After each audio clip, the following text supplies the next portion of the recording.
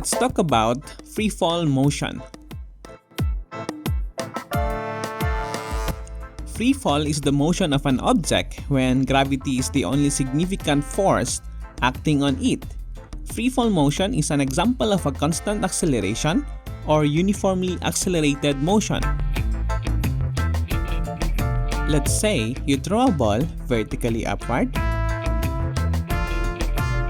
If the initial velocity of the ball as it leaves your hand is 49 meters per second, and if you are able to detect the velocity of the ball every second after releasing it, the velocity of the ball will become 39.2 meters per second after the first second. It will become 29.4 meters per second after the second, 19.6 meters per second after the third second, 9.8 meters per second after the fourth second, and it will be 0 after 5 seconds. If we analyze the motion of the ball as it goes down, from 0 it will increase to 9.8 meters per second during the first second, 19.6 after the second, it will become 29.4 meters per second after the third second, 39.2 meters per second after the fourth second, and 49 meters per second just before it will hit your hand on the fifth second. I think we can see the pattern here. The differences in the velocity in every second is constant, which is 9.8 meters per second, and that's what we call acceleration due to gravity. Take note that this is only applicable near the surface of the Earth, and we will be using letter G as our symbol for the acceleration due to gravity. Going back to our figure here, at the highest point of the ball's motion, the velocity is 0. Also, the time going up is the same time span going down. Regarding whether to use positive or negative acceleration due to gravity, it all depends on your preferred coordinate system. For me, most of the time, down is negative and up will be positive. Since gravity points downward, then I will be using negative g. Therefore, if my point of reference is from the starting point of the motion, right here, then the displacement or the height will be positive. If my point of reference is from here, where the ball is about to go down, then g is still negative, but the displacement will be negative as well. Take note that most of the time, gravity is the only major force here, and we ignore other forces such as air friction. The formulas that we use to compute problems involving objects' motion with constant acceleration will be applicable in free fall motion.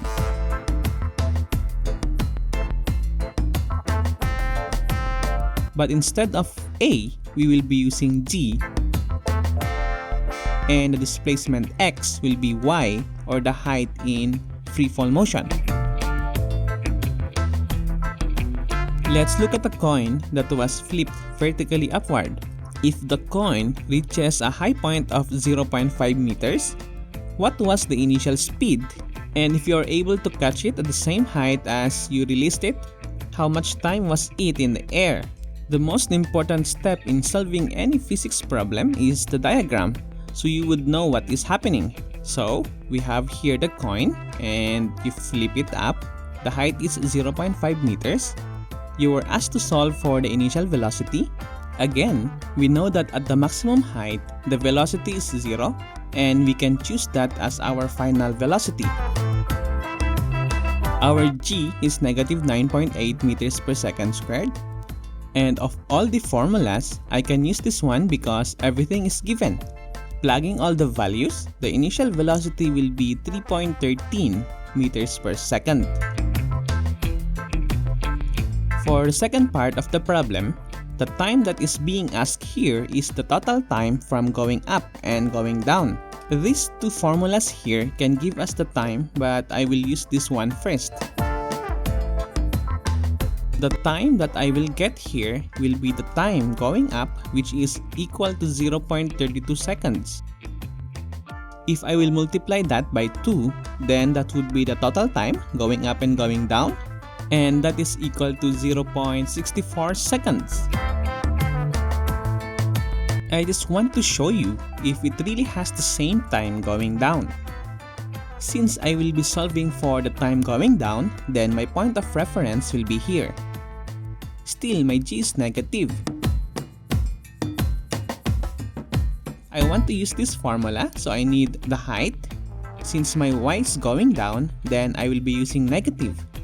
Plugging that in our equation, you will get exactly the same time.